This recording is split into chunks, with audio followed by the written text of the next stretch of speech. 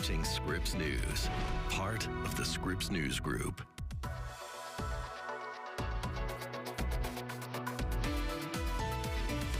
Welcome back to Scripps News Weekend. I'm Dale Walters in Washington, D.C. Let's get you caught up on some of the headlines we're tracking for you right now. The numbers are in concerning President Trump's tariffs. Yes, they did add revenue, but the problem is you're the ones that are paying for it. So says the Federal Reserve Bank of New York. The average U.S. household paying about $1,000 more in taxes last year. That, according to the Nonpartisan Tax Foundation, and they say it's also expected to rise this year to $1,300. NBA star Chris Paul hanging up his high tops. The point guard played 21 seasons in the league, likely to be inducted into the Hall of Fame. CP3 ranks second most in assists with 12,552. Paul was a four-time All-NBA first-team selection. He also won 2 gold medals with Team USA. But that NBA title has always been elusive. Former CNN anchor Don Lemon pleading not guilty to charges stemming from that protest in Minnesota. He was facing conspiracy to deprive religious freedom rights and a violation of what is called the FACE Act. He was surrounded, as you can see, by supporters as he left the courthouse. Scripps News legal affairs correspondent Avajoy Burnett is live in our D.C. newsroom. And Avajoy, we saw him walk out. Didn't get to hear it. What did he say? Hey there, Del. Well, Don Lemon, as you mentioned, he pleaded not guilty after that arraignment earlier today in Minnesota. And he was very outspoken about what's been happening to him. He mentioned that he has been a journalist for years, and the First Amendment continues to protect him even to this day as he continues to work as a journalist. We also know that he's been extremely outspoken against the current administration. So take a listen to what else he had to say about that. People are finally realizing what this administration is all about. The process is the punishment with them. And like all of you here in Minnesota, the great people of Minnesota, I will not be intimidated. I will not back down. I will fight these baseless charges, and I will not be silenced. So here is a reminder of the backstory. Last month, Don Lemon entered a church in Minnesota as he was following protesters who went into that church to speak out against the leader of that church, who also happened to be an ICE official. And Lemon said he was following these people, covering them as he would as being just a journalist. We also know that he was arrested and faced charges sometime thereafter. He wasn't the only journalist who faced charges. There was another independent journalist by the name of Georgia Fort who also faced charges, along with some community activists as well. And this is an issue that the administration has been very vocal about. They posted on the official White House page when Don Lemon was arrested. And this is a topic that came up on Capitol Hill earlier this week when there was an exchange between Republican Jim Jordan and the Attorney General of the United States, Pam Bondi. Take a listen to what they had to say. You have a right to protest on the street, but that doesn't give you a right to go into the Capitol and disrupt Congress. Something these guys talk about every day. You can't do that. So when Don Lemon said that he was exercising his First Amendment free press rights, freedom of the press rights, that's not really accurate because he was trampling on other individuals' rights. Is that true? Chairman, we will always protect our churches and the freedom of religion. And yes, that's accurate. Now, Lemon and those other folks who were charged in this indictment, they've been accused of intimidating those churchgoers. I have been able to speak with First Amendment scholars, along with journalism scholars, journalism ethics scholars, and they have told me that the First Amendment continues to protect journalists. It doesn't matter if you work for a major organization or if you are an independent journalist like Don Lemon. There are some exceptions, though. For example, if you're someone who organizes a protest and enters a church and then you're asked to leave and then you don't, that could be considered trespassing, and you're therefore more vulnerable to face some charges and maybe even being convicted. But as you guys know, this is just the start of everything. Today was just the arraignment where Don Lemon and others went into court. They pleaded not guilty. Some other folks will be going into court next week as well as a part of this same case, and they will have their day in court to plead guilty or not guilty. And then comes the rest of of the case? Will there be a trial? Will there be some sort of settlement in this matter? We just have to wait to see how it all plays out. But yet another high-profile case coming out of the state of Minnesota, Dow. Yeah, always important to point out that the protesters said they were there because they believed that there was a high-ranking local ICE official who acted as a pastor inside that church. Scripps News legal affairs correspondent Avajoy Burnett for us live in D.C. Avajoy, thank you very much. Minnesota on the minds, it seems, of the voters as well. Seems that it's just one of the factors affecting the president's approval ratings. The situation with ICE in Minnesota, the economy, and the Epstein files. Also, some interesting numbers about whether it's a good idea to ask people to prove they are citizens before they vote. Scripps News political director Andrew Rafferty joins us now with us in studio. And Raf, what sort of impact? We talked about tariffs. We talked about ICE. All of these things seem to be affecting the president's approval ratings. Yeah, and it is interesting. You know, specifically, the other thing I want to get to is voting, because Kristi Noem today out in Arizona talking about passing the SAVE Act. We saw it pass the House of Representatives. Earlier this week, we've seen the president talk about nationalizing the vote. All of this sort of creating a problem where Democrats largely say that there is none. And one of the more interesting aspects of the SAVE Act, which has gotten a lot of attention on social media, but maybe not as much in mainstream media, is this idea of proof of not ID when you go to vote, but proof of citizenship. And specifically for married people, married women who may have changed their names. One of the documents that you can use to to prove that you're a citizen as relegated by the SAVE Act is a passport, and that, by and large, might be the easiest, because if you're a woman who changed her name because you got married, which is a cottage industry, my wife went through it not too long ago, your birth certificate isn't going to have that new name on it. So there's only a couple real IDs that you can use to prove that you are a citizen. And you pointed this out, Dow. The states with the highest amount of people without them just so happen to be some of the reddest in the country. I think we have a graphic we can put on the screen here. West Virginia leads the way. It's another. Mississippi, another one. I guess we don't have that graphic, but you can imagine what some of these. There it is, right there. West Virginia, Mississippi, Alabama, Arkansas, Kentucky, all generally red states. And again, these are the lowest number of passports. This is information that was compiled by the Center for American Progress, which is an institute here in D.C., but it is based on State Department data. And so you don't have to have too much imagination to realize that that the unintended consequences of something like the SAVE Act could be more felt by Trump voters than it is by Democrats. What's fascinating about that, too, and I saw that study, we talked about it this morning, is the fact that a passport is not cheap. Yeah. So if you need a passport in order to prove that you're an American citizen, you're looking at about $100 per application. Yeah, and it's not cheap, and it takes a long time. Anyone who's had to go through and renew theirs. There's some other interesting polling data just about what sort of percentage of Americans have each of these IDs that you either need to require to vote or to register to vote.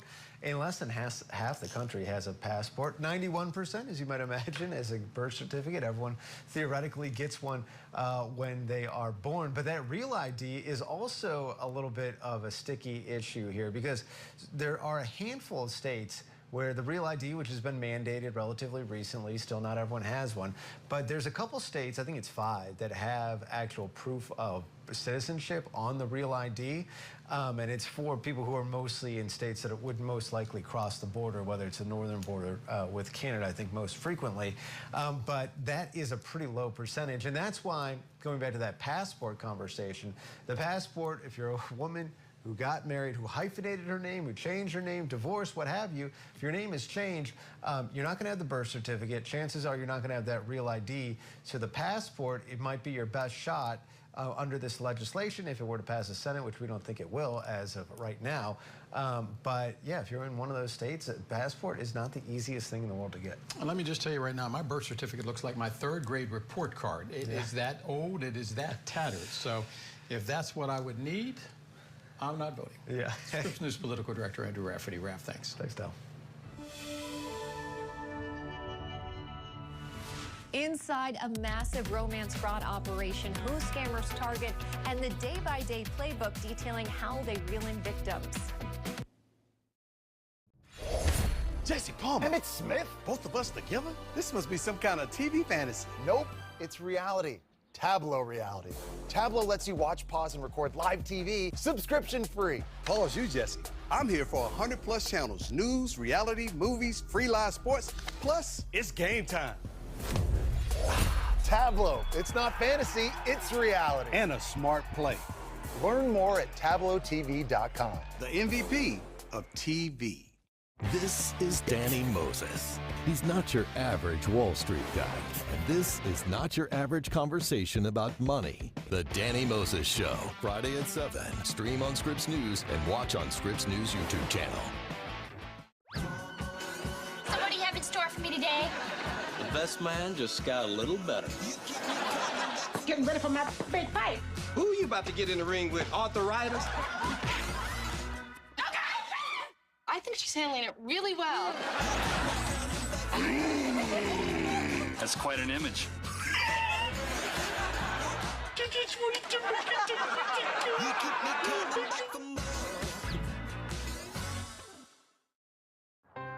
How prepared is your family if disaster shows up at your doorstep? You can't just turn away a natural disaster. That's why it's important to go to ready.gov/plan before they show up. It has the tools and tips you need to make an emergency plan with your family. So if disaster comes knocking, let's go. You'll be ready to help keep your family safe. It's just a pizza. Yes. Make a plan today. Bounce XL has it all. Show me something. Well, did we think that we'd be in TV? Yes, we did. When we allow all of our voice to be heard, that's when we succeed the most. America, desperate times call for desperate measures, and I'm desperate to get at least one of these kids out of my house. Family sticks together no matter what. Bridging the gap, celebrating culture, and giving you what you came for. You ready for showtime? Show me something.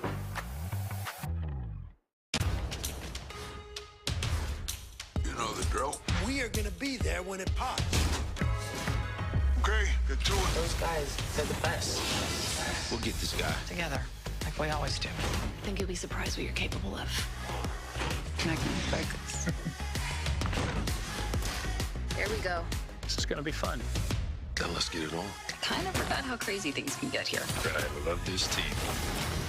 It's on ION, wherever you watch.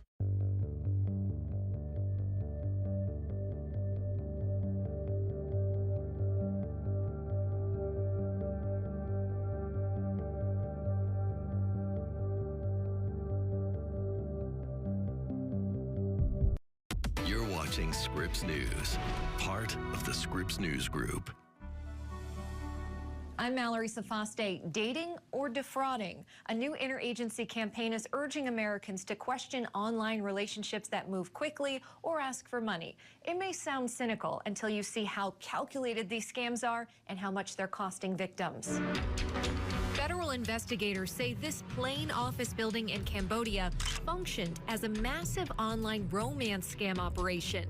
Inside, thousands trained to build trust with Americans before stealing their life savings. This is a whiteboard that was found in a scam compound in Cambodia in January. FBI Baltimore Supervisory Special Agent Keith Custer said it details the scammer's playbook, how to find victims, and a day-by-day plan to reel them in. As a staff of this company, our work is mainly find customers from dating apps or social media and build relationships and build trust with them. So they're looking for age 40 plus.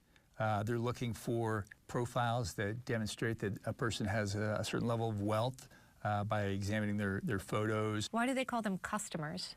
I mean, that's kind of the mindset, is that, you know, crime is a business. And the business is scamming people. And the profits keep growing. In 2025, the FBI's Internet Crime Complaint Center received more than 24,000 romance scam complaints nationwide, with reported losses topping $943 million.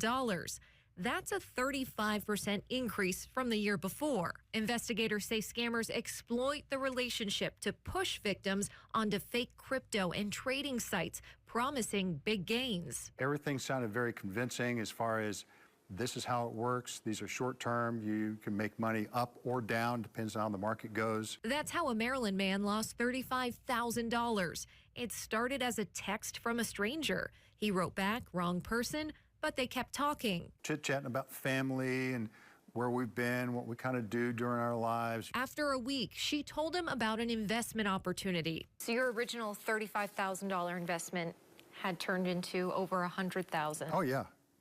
And what time frame? A month time frame. But when he tried to cash out, he was told he first needed to pay taxes and additional fees. It gives the victim the illusion that they're in control of their investments. Custer says scammers will work their victims until they have nothing left, which is why more than a dozen federal agencies are now partnering on an awareness campaign about relationship investment scams. They'll try and isolate the victim from friends and family. They'll tell them to kind of keep things secret and not to advertise it. There'll always be a sense of urgency to act quickly. You know, people still need love, and it's a powerful force in the world. And unfortunately, these people have turned it toward nefarious purposes. He added that scammers are using artificial intelligence to mask accents and sound more convincing. And in some cases, investigators believe the people carrying out these schemes are victims themselves of human trafficking, forced to scam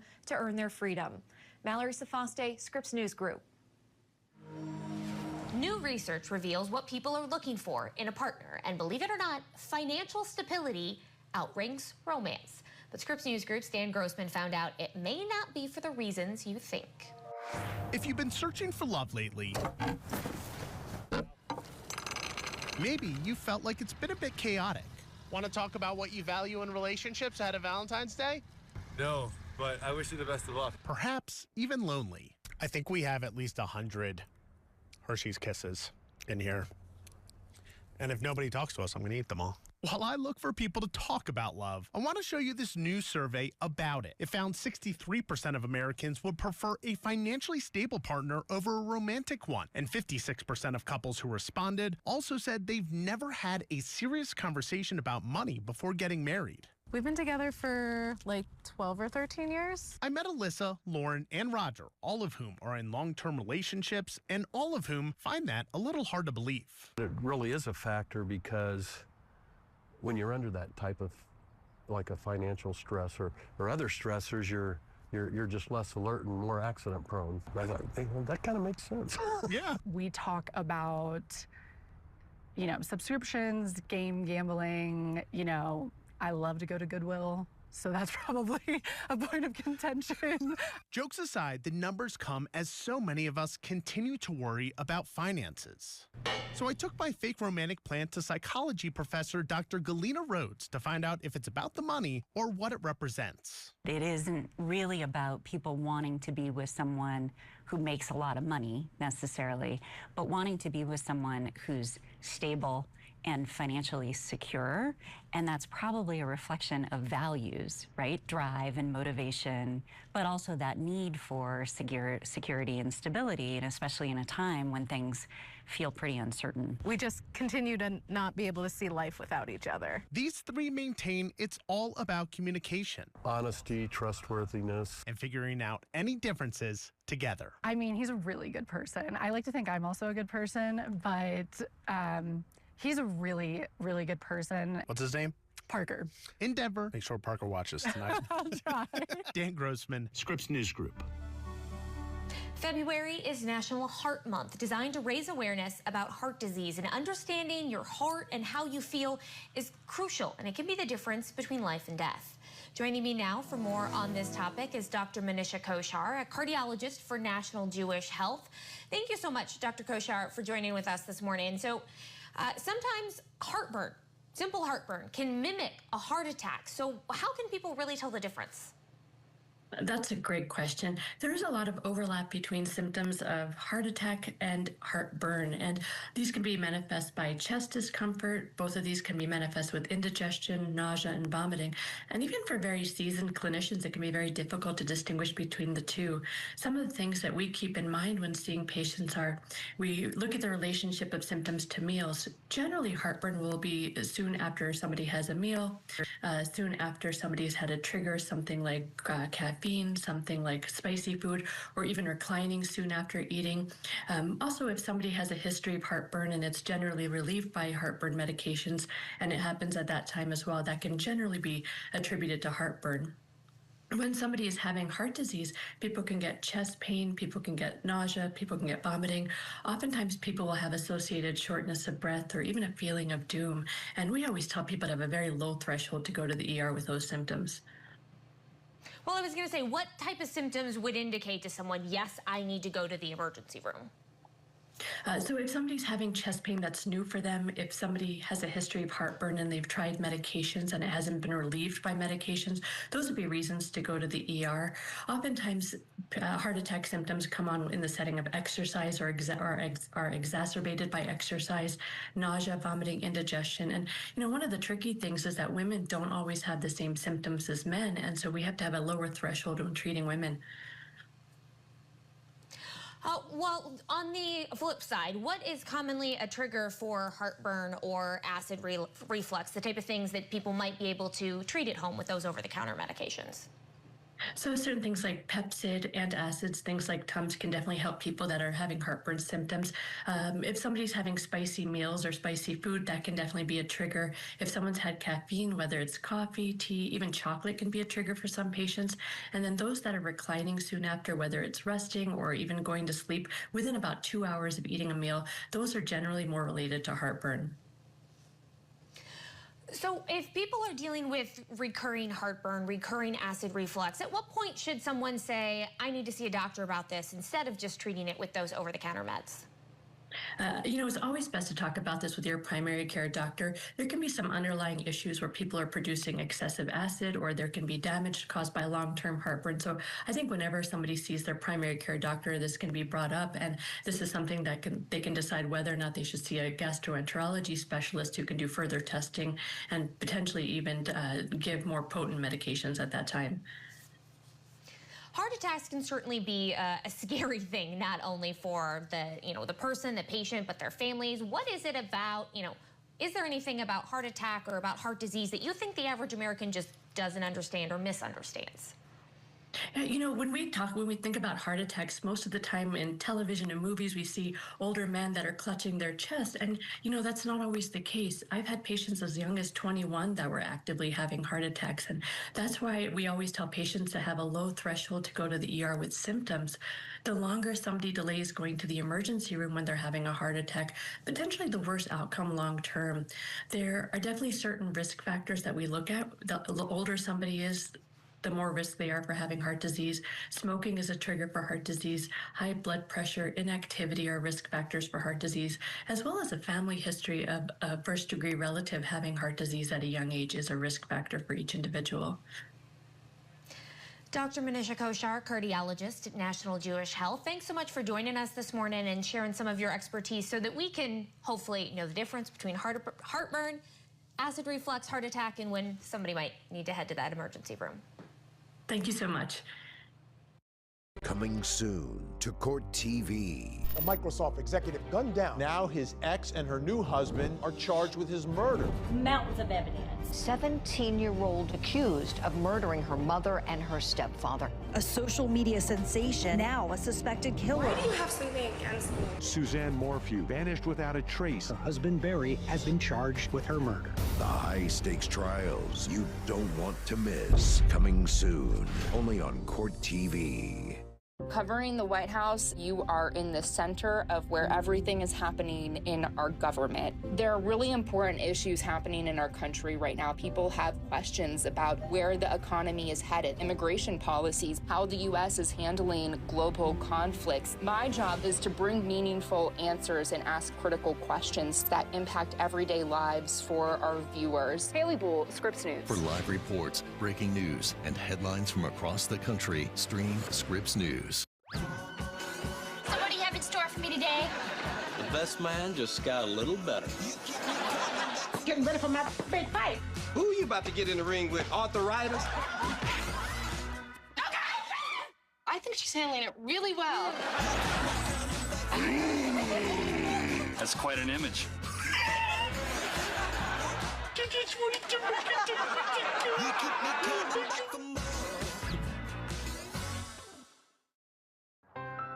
prepared is your family if disaster shows up at your doorstep?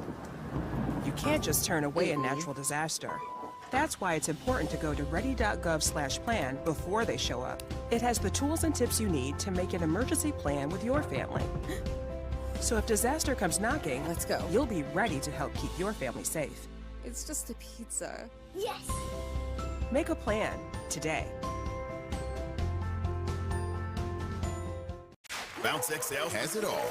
Show me something. Well, did we think that we'd be in TV? Yes, we did. When we allow all of our voice to be heard, that's when we succeed the most. America, desperate times call for desperate measures, and I'm desperate to get at least one of these kids out of my house. Family sticks together no matter what. Bridging the gap, celebrating culture, and giving you what you came for. You ready for showtime? Show me something.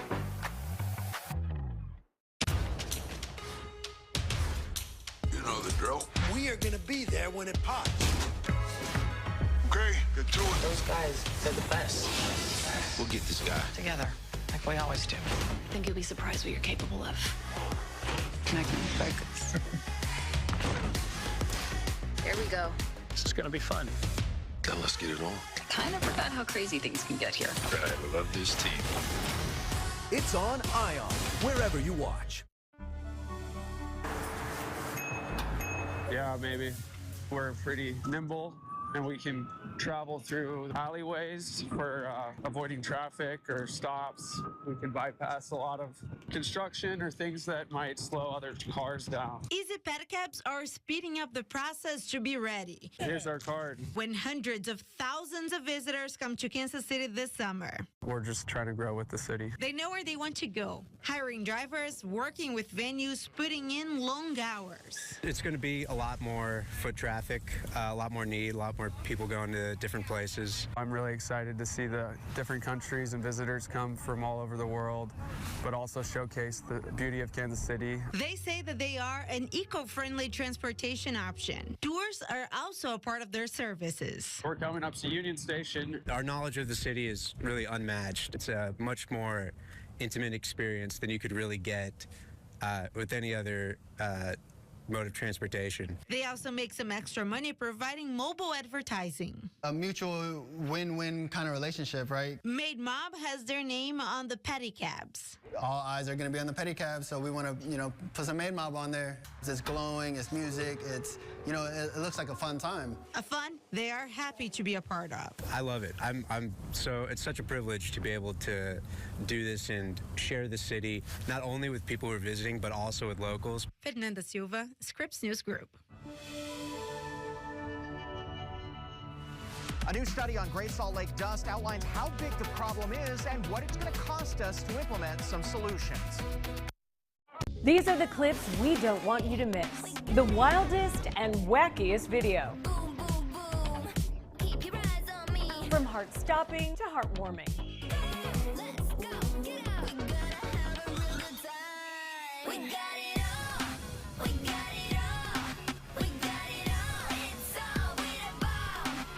If it's been caught on camera, we've got it here. Caught on Clips. Streaming on Scripps News. Jeffrey Epstein's home, known as Zorro Ranch, might be his most mysterious property. And now a newly released email from the Epstein files shows that a crime may have been committed on public lands he leased nearby. A 2019 email sent to a conservative radio show host said that 2 foreign girls were buried on these public lands directed by Jeffrey Epstein and Ghislaine Maxwell. And now it's prompting New Mexico's land commissioner to request an investigation. Why write this letter? We found that there was a very disturbing allegation that came out that could be linked potentially to state land.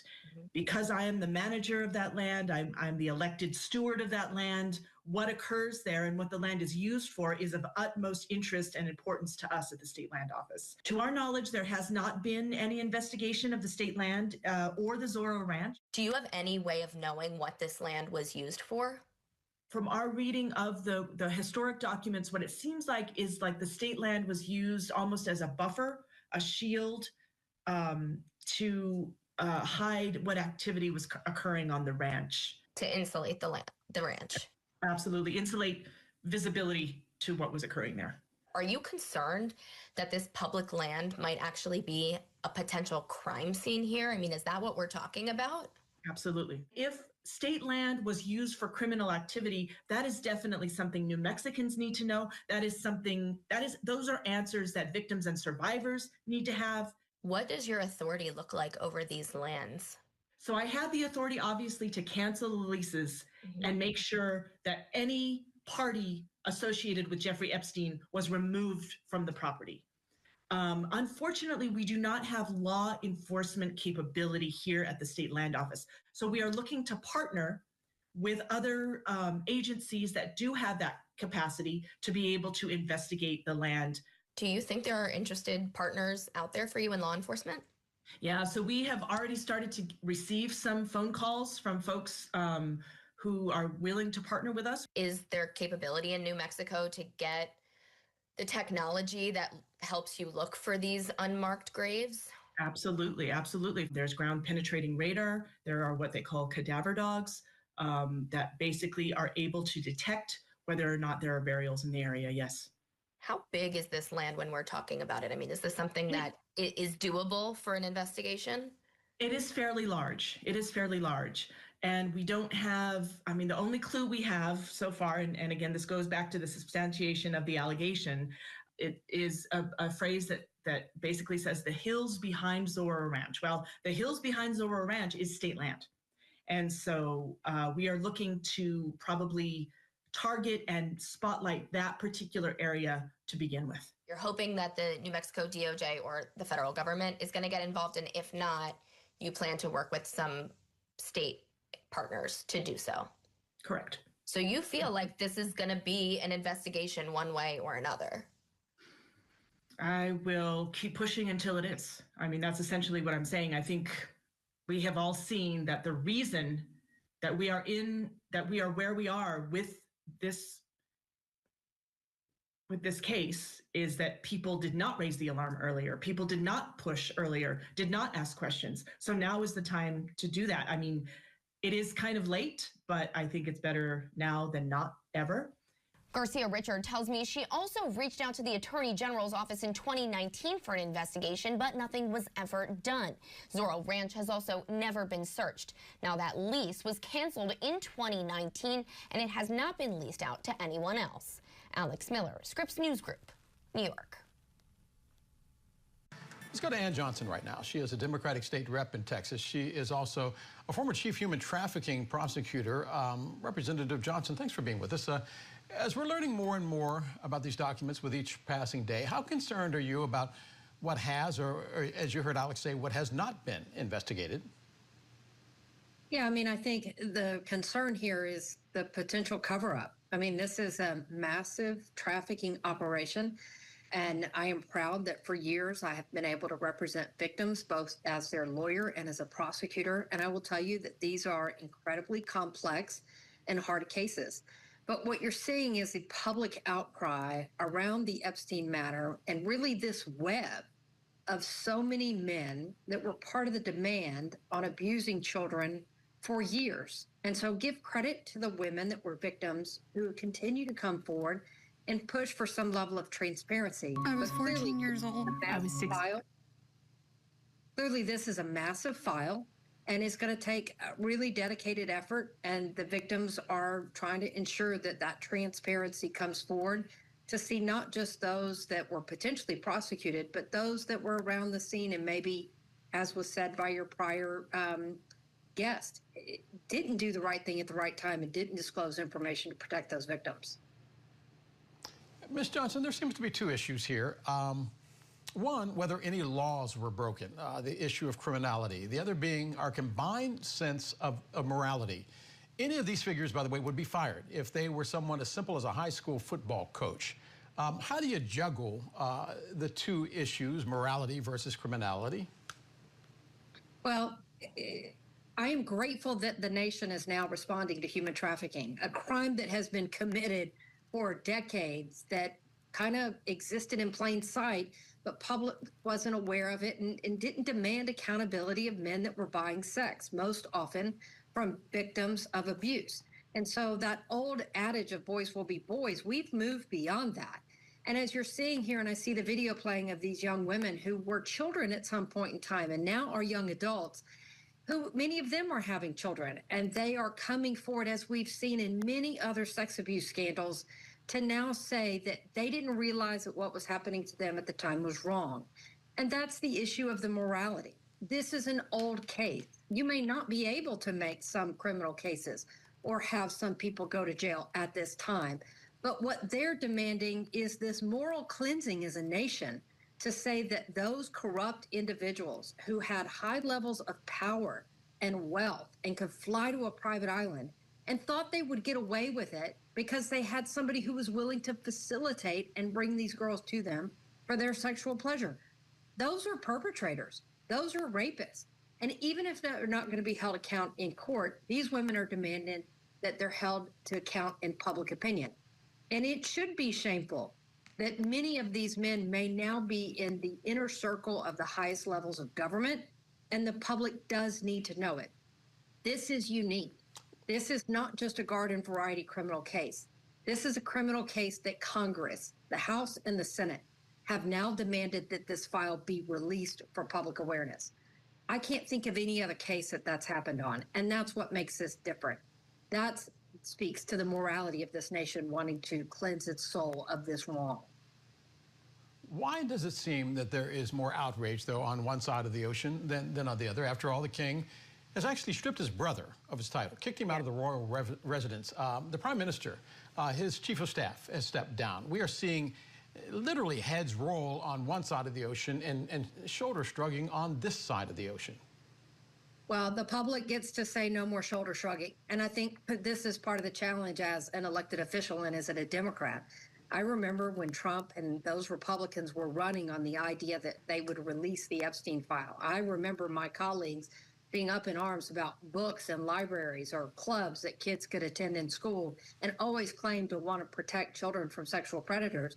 But now that it looks like this group is part of the inner circle of Trump's government, everybody has gotten cold feet. And so voters are now going to have to say, who are you going to stand with? Are you going to stand with these women? And the fact that the other day you saw Attorney General Pom Bondi stand up and not have the courage to look those women, not only not look them in the eye, but then tell the American public, don't pay attention to them, pay attention to the Dow.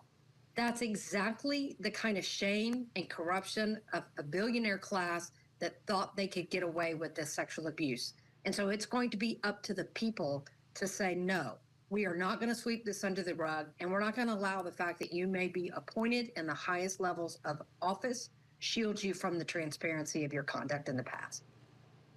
Final question before I let you go. Are you convinced we may be looking at the largest sex trafficking ring in U.S. history? I mean, it may be. And I think the largest really goes to the fact that you are seeing that the men that were part of this web are from Hollywood to Wall Street to the halls of government. Human trafficking happens every day. And in fact, I would say it probably happens in every city around this nation. And it is an issue that we need to combat. But this is a ring that reached the highest levels, not only in this nation, but worldwide, where men of privilege and power thought that they could get away with it. And so, yes, in that sense, this is one of the largest operations of which reveals the stain of a nation not responding and protecting children at the right way at the right time. We can fix that today, but only if we hold those people accountable in court if appropriate, or those that are in public office in the court of public opinion. The people have a right to know. If the people they elected promising to reveal these files are now redacting it to protect their own inner circle. Democratic State Rep Ann Johnson in Texas. Ms. Johnson, thanks for being with us. Pleasure. Jesse Palmer. Emmett Smith? Both of us together? This must be some kind of TV fantasy. Nope, it's reality. Tableau reality. Tableau lets you watch, pause, and record live TV subscription free. Pause you, Jesse. I'm here for 100+ channels. News, reality, movies, free live sports. Plus, it's game time. Tableau. It's not fantasy, it's reality. And a smart play. Learn more at tableautv.com. The MVP of TV. Allison Camerata joins Del Walters for President Donald Trump's first State of the Union of his second presidency.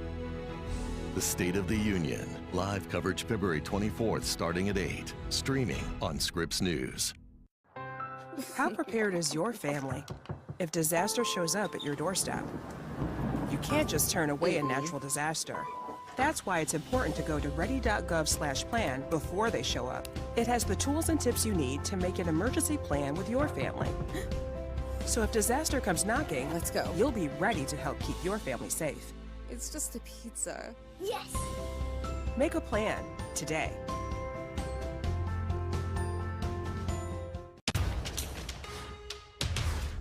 You know the drill. We are gonna be there when it pops. Okay, get to it. Those guys, they're the best. We'll get this guy. Together, like we always do. I think you'll be surprised what you're capable of. Now can you focus? Here we go. This is gonna be fun. Then let's get it on. Kind of forgot how crazy things can get here. I love this team. It's on ION, wherever you watch. Corruption is rampant in the Lone Star State. Might as well have a little talk. I am not the law in this town. The fastest gun in the West That's right. is a magnet for trouble. Why'd you have to show up? Wanna get away with it? He ain't. You never learn, do you? Rory Calhoun is the Texan. Scared? Thursdays I think we better do everything we're going to do while it's still daylight. on Grid Extra. Bounce XL has it all. Show me something. Well, did we think that we'd be in TV? Yes, we did. When we allow all of our voice to be heard, that's when we succeed the most. America, desperate times call for desperate measures, and I'm desperate to get at least one of these kids out of my house. Family sticks together no matter what. Bridging the gap, celebrating culture, and giving you what you came for. You ready for showtime? Show me something.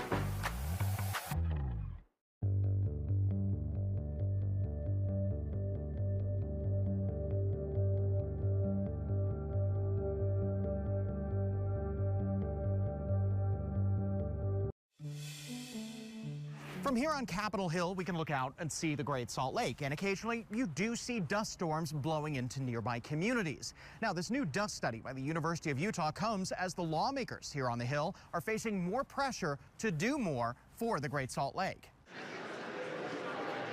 They stood next to seasoned lobbyists outside the House and Senate chambers. About 100 children showed up to the Utah State Legislature to lobby lawmakers for the Great Salt Lake. And how it's going to affect our health, the winter, toxic dust in the bowl, like from chemicals and sediment. They're tracking bills. It'll be up soon. Best of luck to you. Thank you so much. Yeah. I think that there has been a lot of good progress. There's been some really good bills. Their efforts come as a new study adds urgency to the situation facing the Great Salt Lake as it continues to decline.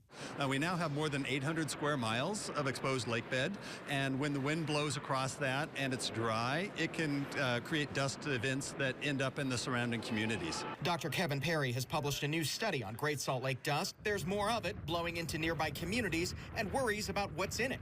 The dust that you breathe, regardless of what it's made out of, if the concentrations are high enough, can trigger an immediate response in people.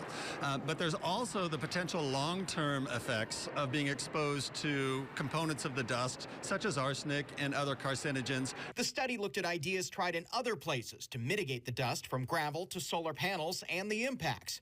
Costs could be in the billions of dollars. The report doesn't say this option or that option is better or should be applied to a different spot. It's just this is all of the things that you have to choose from. The state is installing new dust monitors to help communities. I'd just like to see us get more water to the lake so that we don't have a dust problem. That's the simple answer, right? It's just not a simple solution. Lawmakers are reacting to the study, exploring more ideas. We're concerned more than anything, I think, trying to keep the salt cap, to keep those heavy metals on the lake is number one concern. The kids here on Capitol Hill say they need more. That this is our home and we want to protect it. Now, those special dust monitors are being rolled out. They're expected to be implemented by this summer. Ben Winslow, Scripps News Group.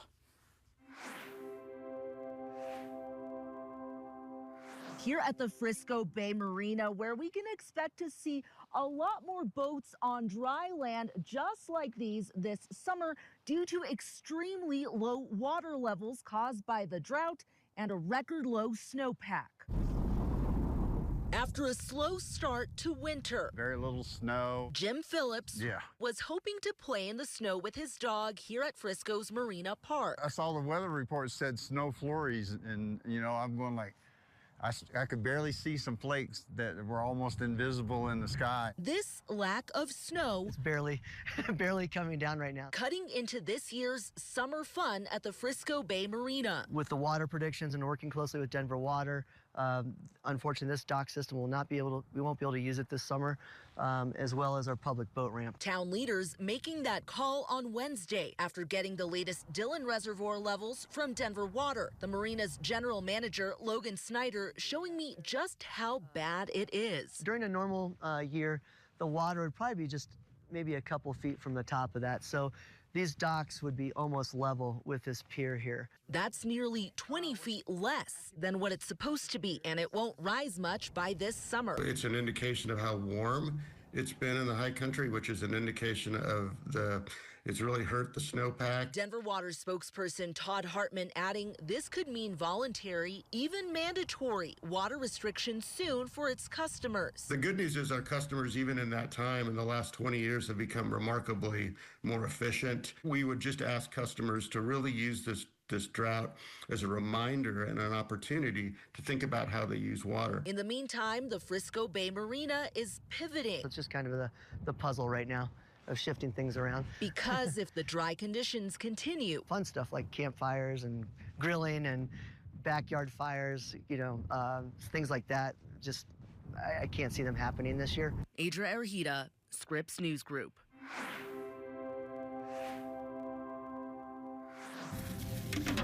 There was absolutely nothing here for the Israeli community in particular or the Jewish community. Nova Market and Cafe in Bellevue is more than a business for Ornette Aroni. It's a gathering place for a community she says didn't have one. This has been open only 6 months. It's a brand new business. Just 6 months in, January's ice storm hit. As far as I know, the power was still on, but Sunday morning is when power went off. At first, it seemed she avoided the worst. I checked the temperature on everything, all the products. I was like, oh my gosh, God is on my side. Nothing is lost. I'm doing great. But by Thursday, the damage was devastating. I came back in Thursday morning, and I found out that my freezer, instead of being at 28 degrees, was 59. So every single item that's in there went bye-bye. This cost her more than $20,000 in lost merchandise, business, and days without power. She looked into FEMA help, but as of today, the county hasn't been approved for individual assistance. Thursday was a tough day, I'm not gonna lie. Still, support poured in.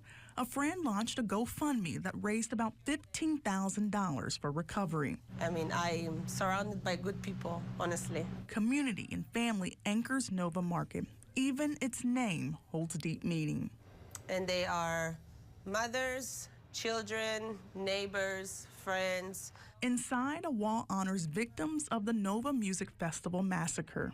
Each photo linked to someone in Nashville. This wall right here is basically a wall that represents all of the beautiful souls that we've lost on October 7th or since. 6 months in, Nova Market and Cafe has already endured heartbreak and hardship. Yet, Ornette says the storm didn't shake what matters most.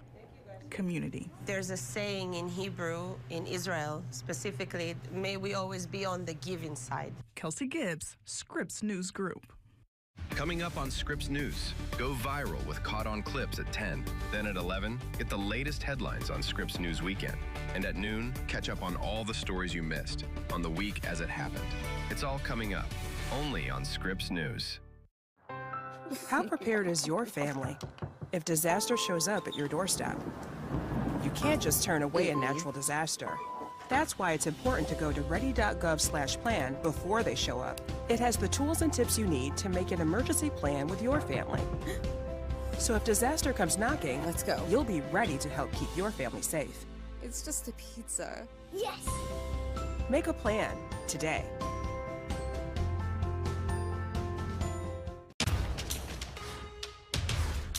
You know the drill. We are gonna be there when it pops. Okay, get to it. Those guys, they're the best. We'll get this guy. Together, like we always do. Think you'll be surprised what you're capable of. Connect me. Focus. Here we go. This is gonna be fun. Then let's get it on. Kind of forgot how crazy things can get here. I love this team. It's on ION, wherever you watch. If you think you can report on American politics by just staying in Washington, D.C., you're doing it wrong. Do you hope his visit to the picket line changes some policies? I make it a priority to go to places that aren't spoken about on national news and bring their perspective to my reporting. Are you going to vote? This country is so diverse. And if you thought the news cycle was busy lately, well, buckle up. Joe St. George, Scripps News, Washington. For live reports, breaking news, and headlines from across the country, stream Scripps News. Corruption is rampant in the Lone Star State. Might as well have a little talk. I am not the law in this town. The fastest gun in the West. That's right. Is a magnet for trouble. Well, why'd you have to show up? Wanna get away with it? He ain't. You never learn, do you? Rory Calhoun is the Texan. Scared? Thursdays. I think we better do everything we're gonna do while it's still daylight. On Grid Extra.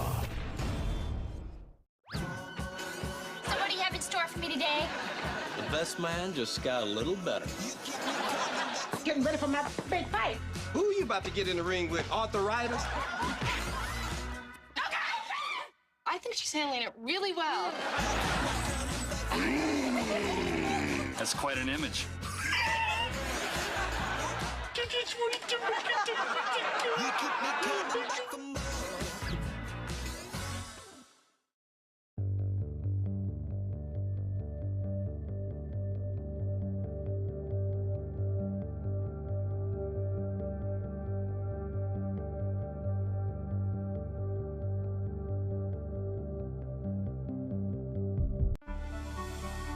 Owning a pet can often give you another way to connect with others, and research has shown us how this can seep into romantic relationships. A 2025 study in the Journal of Social and Personal Relationships compared couples with pets and without.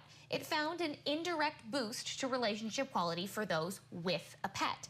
In 2024, Rover surveyed dating app users and found 60% of pet lovers were more inclined to swipe right if a profile featured a dog.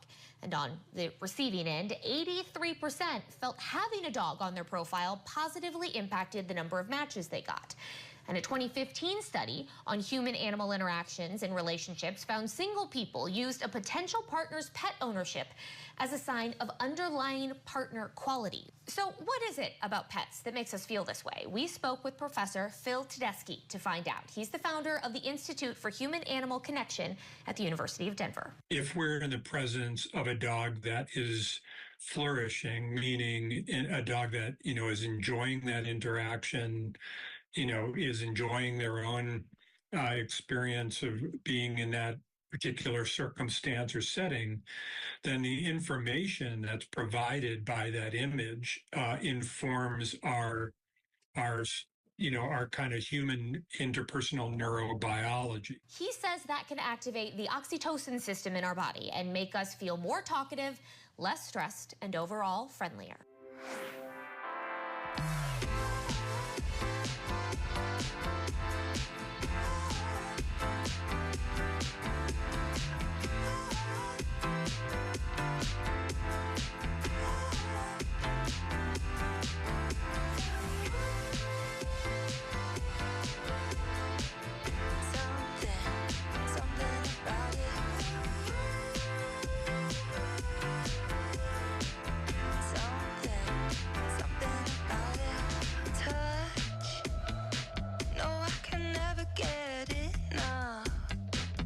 Like a pedal, then you leave me wanting more cruelly. No need to tell me, I can feel it. Don't need reminding, cause I'm dreaming. Silk sheets and burning fever, you're so sensual, you're so sensual to me. You're feeling like I found the right one. I'll be a secret you can tread on. We only get better in time. They say we're tasting like a fine wine. You're feeling like I found the right one. Together we become an icon. A famous trace in every line. And chase our echoes through the midnight sky. There's something special, yeah, there's something about it. We came for pleasure, damn, look what we found, so much more. Take your dream, paint it gold.